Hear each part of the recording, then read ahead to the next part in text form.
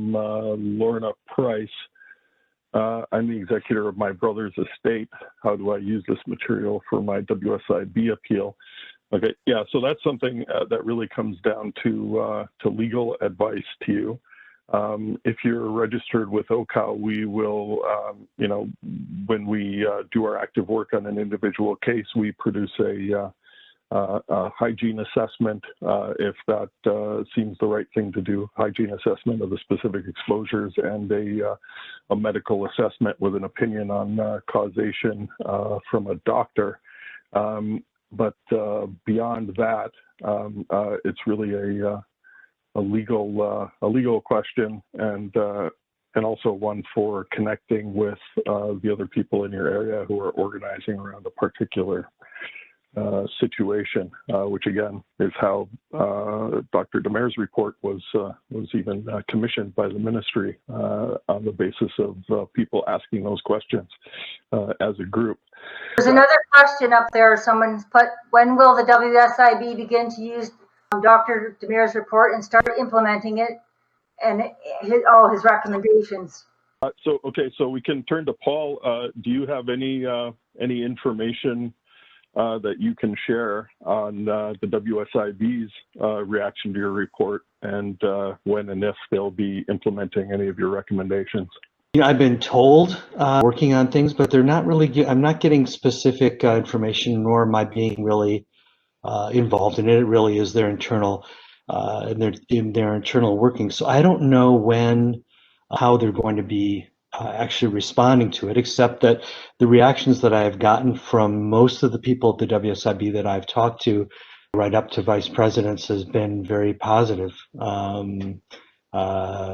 Thanking me for the review and for the recommendations. So, but I'm afraid I don't really have any insider information on exactly how they're going to respond to the recommendations. Is there anybody on this call that can answer that question? Doesn't sound like it, and I would think really only people at the WSIB at those decision-making levels could answer it, and maybe we should invite them to a future webinar to address those situations of any changes they have in mind based on not only Dr. Demers' report, but there's also been recently the review of the whole system by two auditors appointed by the government, Sean Spears and Ms. Dykeman, and an internal value for money audit commissioned by the WSIB's board of directors, but no sort of public report on what the WSIB response has been to those. So we'll keep that in mind here, and I'm sure other people have those questions as well. We've had a long time. Yeah. Yes, and some of those, the value for money audit was received by the board of directors in December 2018, and so there are questions about what the response is, maybe, that some of us haven't seen, or what it will be, and I'm sure different opinions about what it should be. Okay.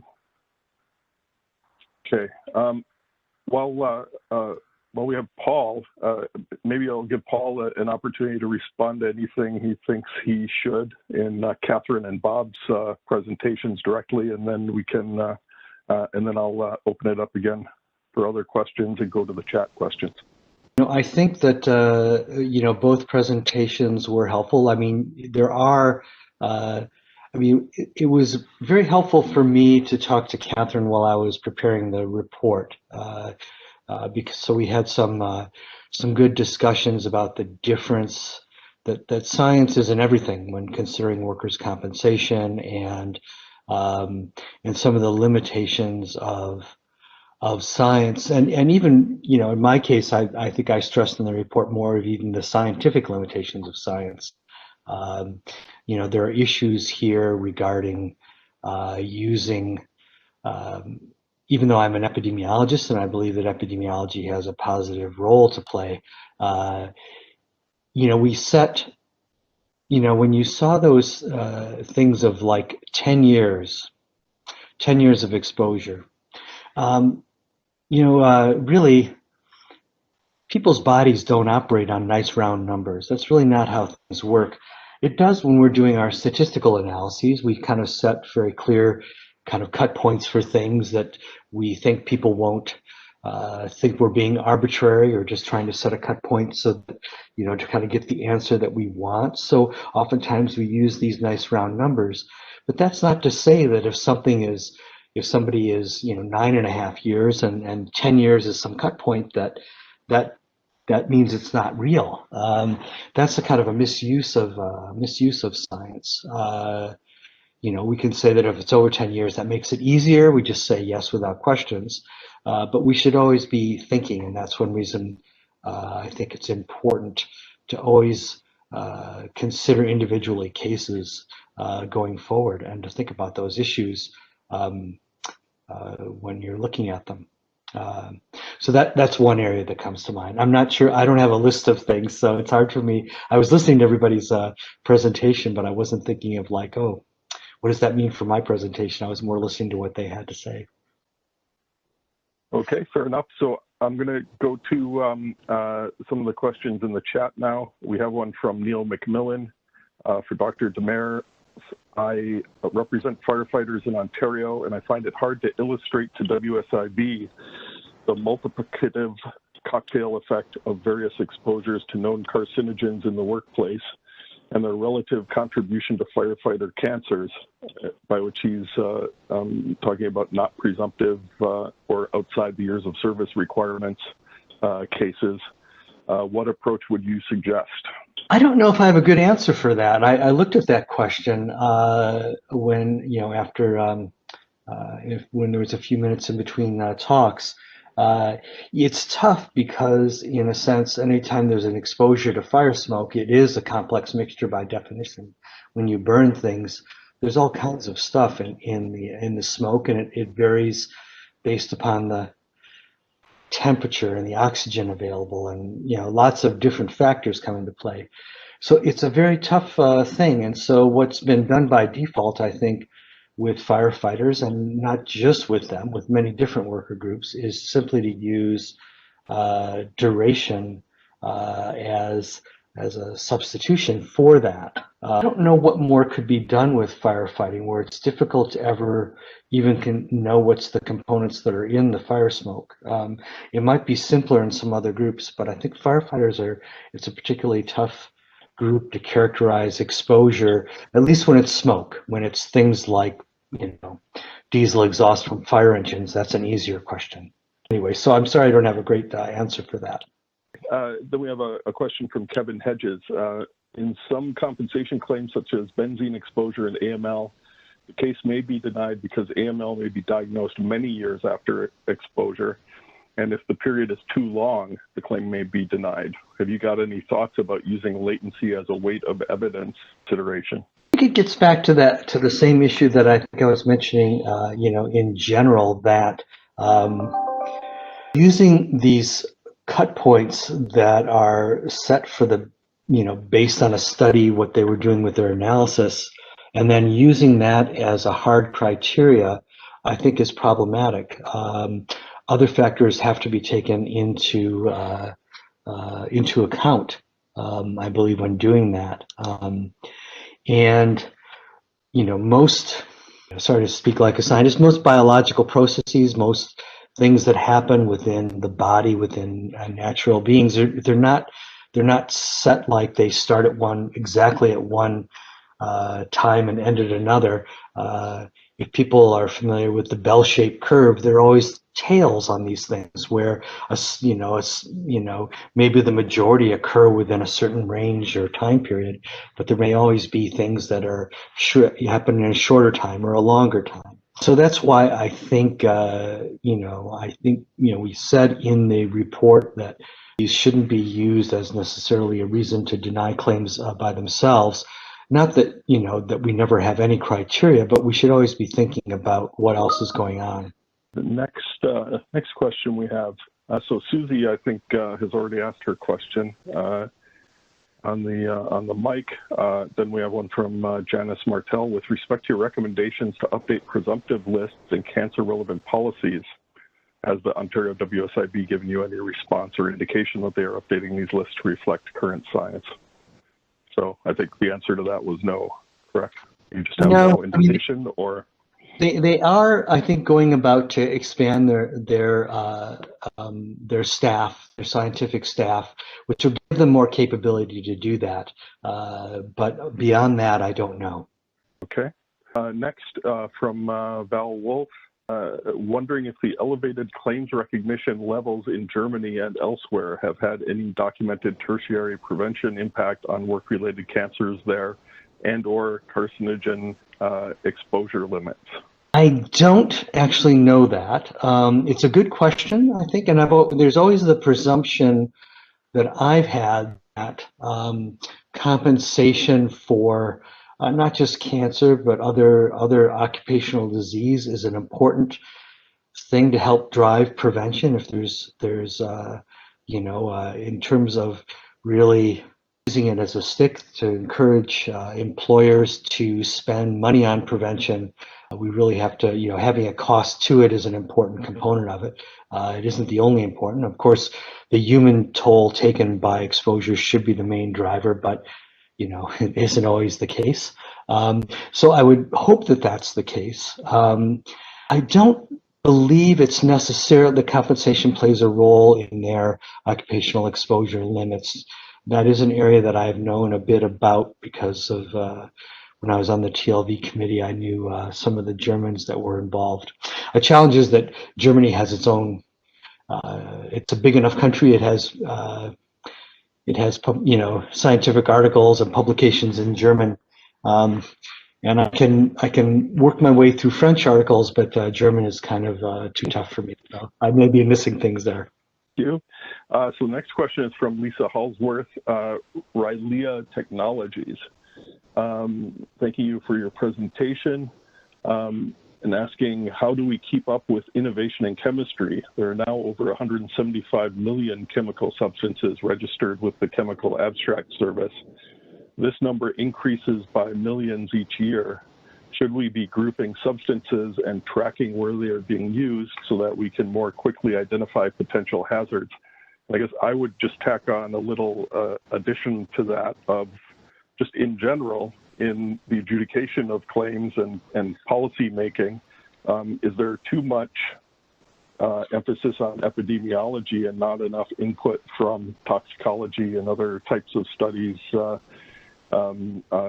as opposed to, say, what IARC does? IARC actually, every evaluation committee of IARC actually has toxicologists on it. In fact, these days, more toxicologists than epidemiologists. Oh, sorry. I was meaning to contrast the practices of the WSIB and scheduling. Yeah. Oh, no, I'm just, for claims. This is kind of the beginning of my answer to this question, which is a bit of a complex one. I think there's a recognition that we've got a huge task ahead of us. And I was involved in a report a while back that I can't remember the name of, and I can't even remember the proper terms of because I feel like my wits are dulled from being working from home. But basically, we're going through a bit of a technological revolution in our ability to test chemicals. There are a lot of people trying to think about how do we set up automated systems that try to identify the characteristics of chemicals that will allow their grouping, and knowing the characteristics of the chemicals with known effects, can we then use that to predict what the effects of new chemicals are when they come in. There are these automated systems that can run, tests rather than somebody in a lab doing something manually. They can operate at 100 or 1,000 times or more faster and doing lots of different tests. So it may be that someday we'll have the technological answer to that.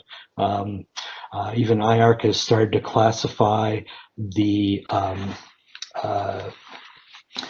mechanisms of carcinogenesis of different chemicals as they're going through, which with the idea that maybe at some point that may help for grouping and looking at chemicals that have similar characteristics chemically. Does that predict what their health effects will be? So there isn't a good answer right now, but I'm hoping at some time in the future we're able to do that.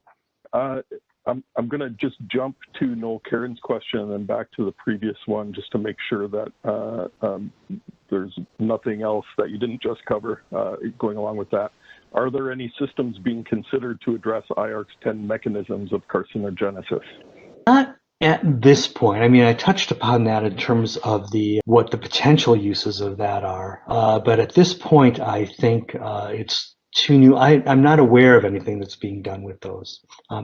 Catherine, claims that have a lack of scientific study of a particular diagnosis, for example, glioblastoma, does a statistically significant increase of this diagnosis in the cohort compared to the general population, in your opinion, satisfy the benefit of the doubt criteria laid out in the Act?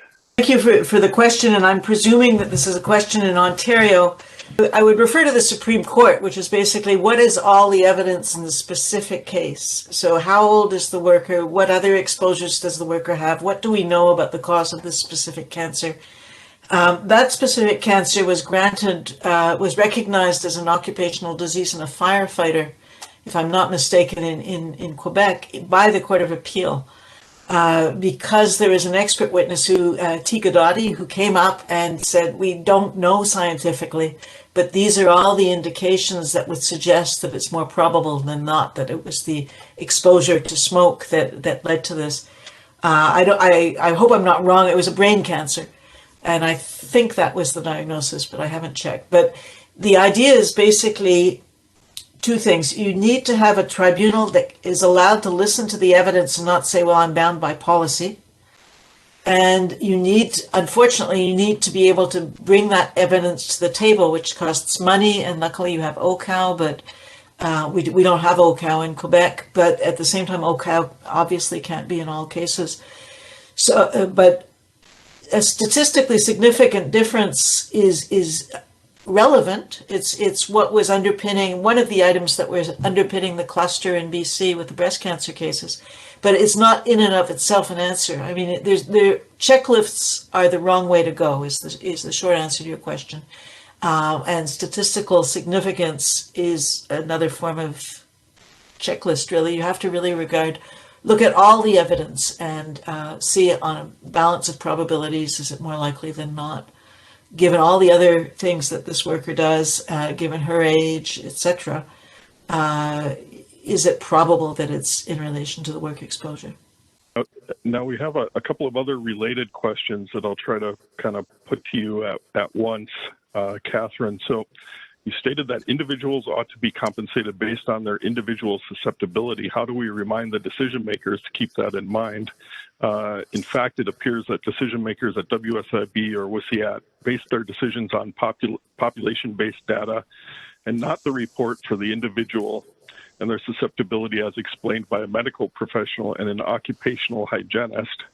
And then related to that, there's the question, does the existence of a presumption for a given exposure and disease prejudice the judgment for individuals that don't meet the presumption, by giving rise to some sort of a negative presumption? Do they have a harder time establishing their case than they would have if the presumption did not exist in the compensation system at all? I'll start with the first question, which is an excellent question.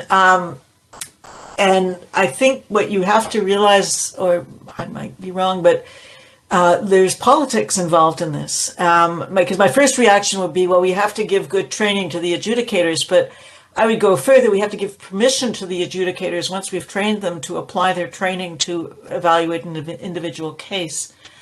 One thing, because when you have a two-level decision-making process, if you're getting mass adjudication on the front lines, it might be normal that you have a checklist in the sense that each adjudicator can't spend a huge amount of time on each case in the same way. And I'm not from Ontario, and I understand that Ontario WSIB actually spends more time on cases, complex cases like this, than what I would expect to happen in Quebec. But the thing is, if the adjudicator on the front line is bound by policy and the appeal tribunal is bound by policy, even if you have the evidence to come and say, well, it's more likely than not in this individual case that this person's cancer is attributable to the work exposure, if the person working for the WSAP doesn't have permission to say yes, because they're bound by a policy that says it's a checklist and under 10 years exposure we deny, then you've got a problem. So that you have to have wiggle room, maybe not in the frontline workers, but frontline adjudicators, but certainly in the internal and external appeals, they have to be able to look beyond that and have the permission to do so and not worry as to whether their mandate will be renewed. That's a political answer, but I'm a lawyer, so I'm allowed. And I'm not from Ontario, so I'm really allowed. The second question is a good question, and that really does come down to training, and it's training of doctors as well. I mean, even if we could train our doctors to ask workers what they do for a living, that would be helpful, because that doesn't happen in many, many cases. But training also with the adjudicators that if there is a latency period that is recommended in the policy, that there is Plan B if the latency period is not complied with. Ideally, you would have information given to the frontline adjudicators to say, well, there's policy on what happens when you're outside the policy, and that the absence of evidence doesn't prove absence of causation. In other words, if the science has yet to study a particular exposure, that doesn't prove that your disease isn't caused by that exposure. It only proves that it hasn't been studied.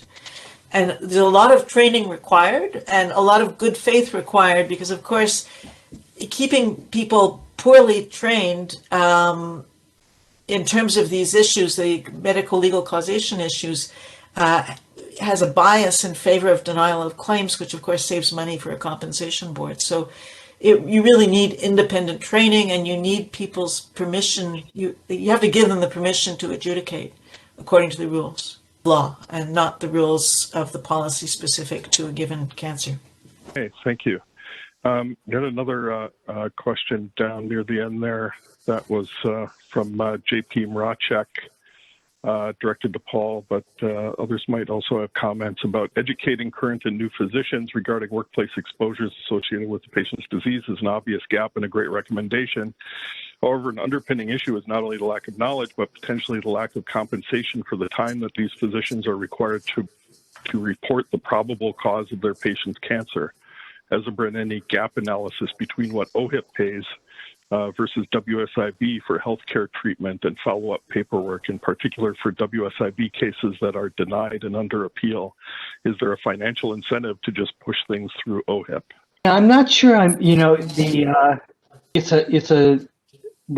a good question and a valuable one. I mean, one reason I didn't get too much in detail in it in the report was that it was kind of both beyond the scope, but also because there are people who have more expertise than I do.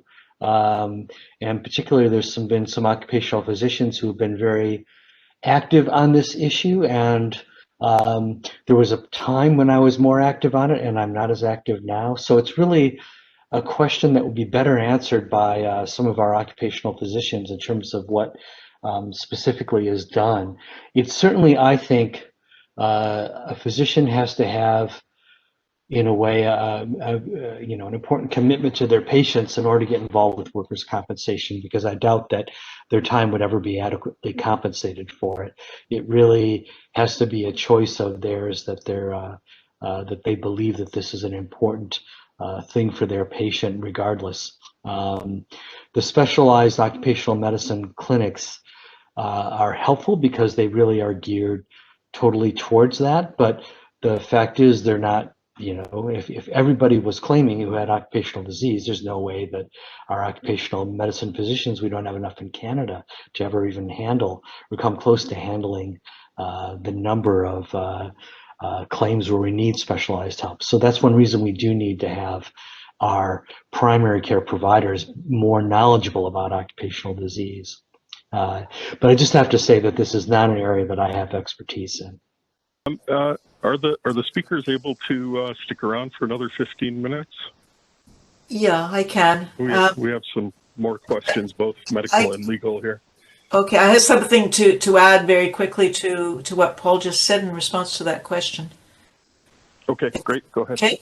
The legislation that we're studying in Quebec right now includes a multidisciplinary cancer-oriented committee that would be paid by the equivalent of OHIP to evaluate each claim and to be able, I might be wrong on the paying, but the idea is that when a cancer claim is filed other than a presumed cancer, that the multidisciplinary committee looks at the file, gathers exposure information, and makes a recommendation. And those people would be self-selected as being interested in looking at these issues. I don't know if that's going to work or not, but I certainly doctors don't usually have the time to get into this on an individual basis. Okay, I'll turn next to a legal question. Yeah, I was just going to, we came across, we certainly have that problem, in Peterborough areas, particularly in small communities. And what we did do in Peterborough, our chair contacted the local public health officials, and they initiated grand rounds at the local hospital. And we've had several of those where, in fact, we had Donald Cole come up who talked about taking job histories and work histories, and so that was, and Noel also, put up a number of seminars for family physicians on occupational health, and addressing these concerns. Thanks, Bob. So we also have a question from John Bartolomeo. What can be done for claims involving occupational diseases possibly caused by workplace exposures, but further study is necessary such that we may be on the road to making a connection, but not yet there?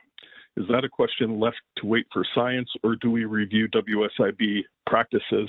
Actually, I'm going to tack on my question later there as related to this, which is also kind of related to the site-specific presumptions.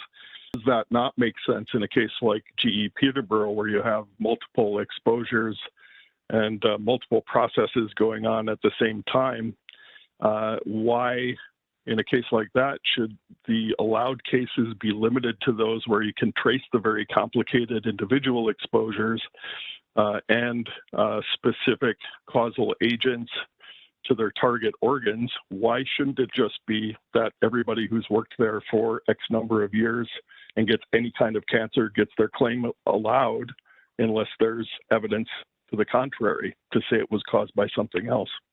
I can jump in a little bit. I think the first question, the example that I can offer is the breast cancer cluster in BC, where causation of breast cancer is in terms of occupational causes of breast cancer, is really very much up in the air. All the scientific evidence in that particular case was that we don't know enough yet. The appeal tribunal, given all the facts, was allowed, had the permission to say on a balance of probabilities, it's the causation in this specific case is recognized. And that doesn't mean that every other breast cancer case that will be brought before the tribunal will be won. So that you have to have clear instructions to the appeal tribunal and respect and autonomy.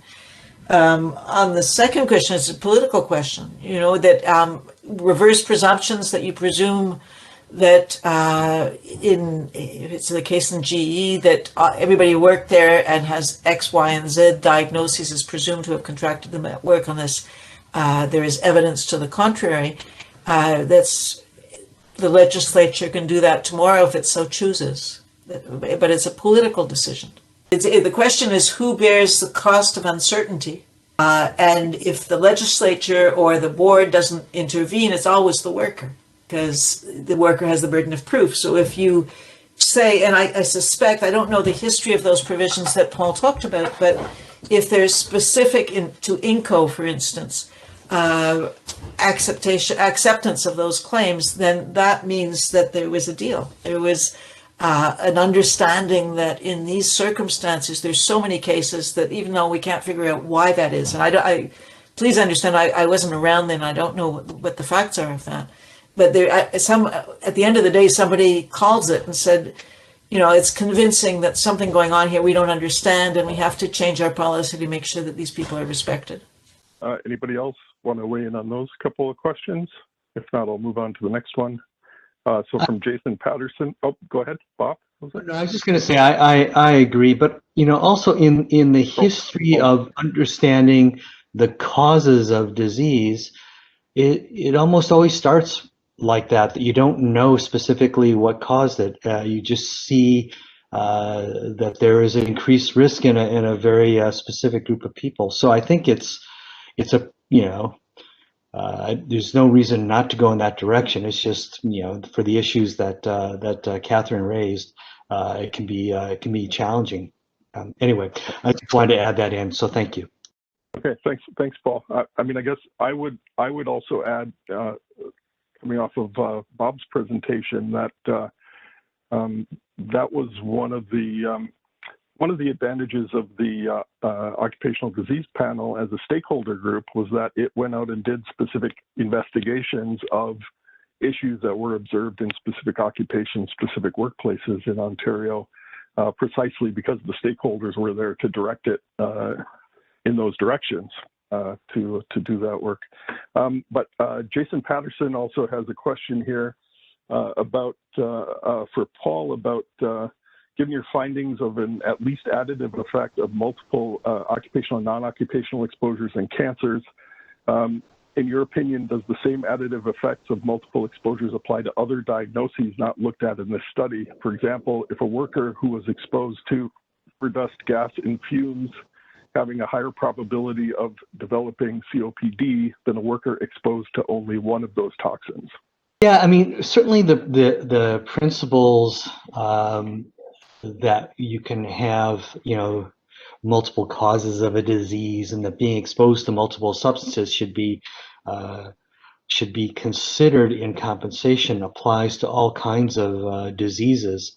In a specific case, though, it really is it's a bit of a complex combination of not just what you were exposed to, but how much of it you were exposed to. So there might be a person who was exposed to very high levels of a particular chemical in the air that might have a much higher risk of COPD than a person who was exposed to lower levels of a mixture. So we always have to kind of consider both aspects of that, but it certainly applies to COPD equally as it would to, let's say, lung cancer or other types of diseases. And certainly we see lots of different causes, again, for COPD, lots of different exposures have been associated with that. So we should always be thinking about that, I think, when we look at some of these workplaces that have a mix of exposures. We also have a question from Facebook from Toby McDonald. In your opinion, should government be collecting and tracking data from individuals after an exposure to hazardous materials due to known failed protocols? So I guess that's a question for Paul, really, about surveillance of individuals from cases where we know exposure limits have not been met in the workplace. I guess we have the technology to do that now, and but there'd be questions about privacy also when you're tracking people without. So you'd want to have people's permission to do that. Certainly in another report I was involved with, when a new drug is introduced, there are supposed to be mechanisms in place that when people take that drug and suffer side effects, that those are reported back someplace. We should have similar things when a new chemical is introduced and people are involuntarily exposed, that any kind of usual health effects are reported back and cataloged somewhere. Those things aren't beyond imagining that we could do with the current level of technology that we have. But then there's always going to be privacy issues that we want to have people's permission that we're tracking them for health outcomes. There are a number of other comments and conversations and so on. Lots of kudos to the presenters and to Paul for his paper. I hope you guys have had a chance to see those. I'm wondering if anybody online has one last burning question before we sign off. I just wanted to know why it's taking like 6 to 12 years to finally get an answer for it to go through the process of WSIB, and why it's taking so long, And do they realize like what effect it's having on the families and the worker? And it's absolutely ridiculous that the timetable is acceptable. Like, can anybody answer that, or does anybody realize that this is how long it's taking to get answers? Yeah, I'm not sure if anybody wants to tackle that or not. I can say as a lawyer, Yeah. when I took on my first big lung cancer claim back in 1994, it was already a 10-year-old claim when I took it on to do the final arguments at the appeals tribunal. And that until we get in my personal opinion, not speaking on behalf of OCAL, until we get the WSIB squared away on these issues, it's going to take that long because most cases are going to have to go to appeal before they are recognized. Why don't you just get rid of the first two levels and just everybody just go to tribunal like CPP? I can answer that, because if you do that, you're going to have 30,000 people and you're going to wait 10 years because they're all stuck on the waiting list for a hearing. One way or another. But on an optimistic note, from Quebec, we're just introducing the idea that when new science is brought forward, workers can claim even though at the time of the death of their loved one there was no science. That's in the law that they're proposing. And my understanding is, at least in Ontario, they reopen these things. They don't reopen them in Quebec. If you died of larynx cancer, I guess, throat cancer, and there was no evidence 15 years ago, well, that's just tough luck, right? So at least in Ontario, even though it's slow, there's place for a conversation, and that's not guaranteed in many other jurisdictions. Specific that our board does not impose a time limit for filing a claim, and it is one of the recognized grounds of reconsideration both at the board and the tribunal that there is scientific and medical evidence now available that was not available when the claim was denied. So it is always possible to reopen something based on developments in the science. Did you have, Bob, rather, did you have something else Yeah, you wanted to say just, before we sign off? Yeah, Dale and I were just chatting about the fact that we sometimes work in silos. Particularly we have occupational health, public health, environmental health, and in medicine. And should we not be looking at some mechanisms to break that down so that we can start sharing information? In the various fields, particularly with chemical exposures, and I mean, we've been really working on that in Peterborough with the public health department, and that's been a start anyway, but anyway, because the thing is that in some instances, some of the data on toxic exposures is coming actually from the environmental area rather than from the occupational dimension, And medicine's So, changing. Answers and yeah, and there, as Bill's just saying here, that there are, changes in the way in which, cancers are dealt with in those spheres, Anyway, just throwing that out, need for kind of sharing and not living in silos, and Yeah, there was one more question or comment that's come into the chat about the use of a report by an employee of GE Peterborough being used to adjudicate decisions for GE workers for years. And this was an epidemiological report. How can this type of blatant conflict of interest be addressed in the WSIB system? And I guess you can make that broader just in terms of who gets to set research agendas in general, and how do we know the source of information and so on. I don't know if anybody wants to comment on sort of conflicts in the science itself in that way.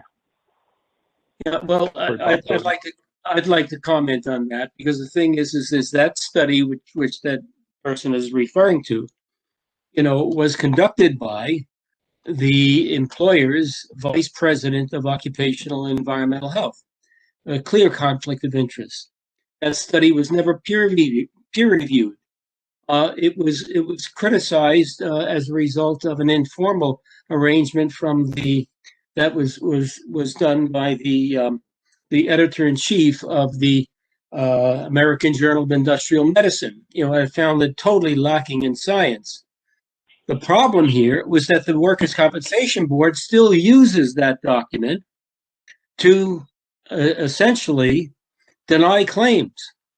To me, that was an abomination. One, by the scientist who conducted that and his colleagues, but as well the Workers' Compensation Board for sanctioning that and allowing that to be submitted as evidence. Anyway, that's all I have to say there. It's a hot topic in Peterborough. Yeah. I don't know if Paul or Catherine would like to comment on the general issues arising from that sort of circumstance or not. What I would say is that when evidence is brought forward in Quebec, clearly there is evidence from all sorts of sources. There are experts who are paid by the company to produce evidence for the company. And you have to have decent adjudicators to be able to evaluate the credibility of that evidence. And most of the time in our appeal tribunal, I can't say most of the time because that implies that I've done the study, but often I find that they have good judgment and sometimes I find they have bad judgment. But Doubt is Their Product by David Michaels, if everybody reads that, including in the training of WSIB, I think that would be helpful. Okay, great. So thanks to all the speakers and everybody who stuck around. We still have about 3/4 of our participants, even though we're 20 minutes over. So and it's giving us some ideas for more webinars on related topics. And we'll be sure to get those organized and the news out to you as soon as possible. And thanks everybody for participating. If you can, please go to the link in the chat for the questionnaire, the survey on the webinar, and pass along any other ideas you have for things you would like to see and hear. And thanks again to Paul, Catherine, and Bob for their great presentations. Thank you for organizing this. It's very interesting. Thanks, everybody.